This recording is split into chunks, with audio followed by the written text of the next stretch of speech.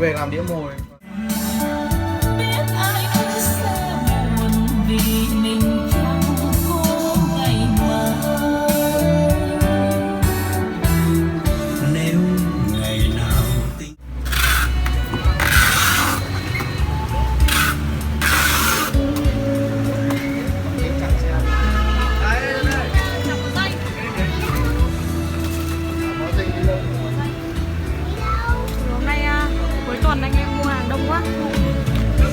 Được ngày vừa trông con vừa bán hàng.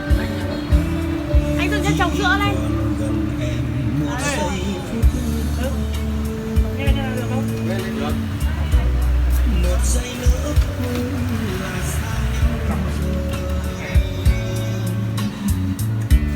Người theo cánh chim về vui vắng đời.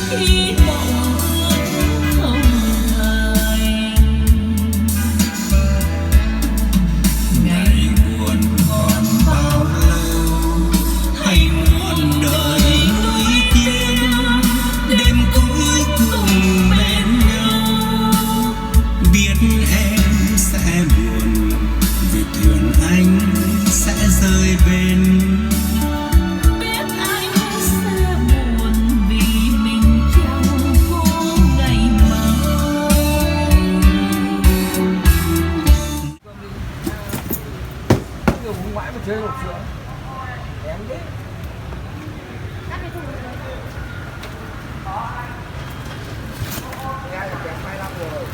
Đóng cái thùng rồi à?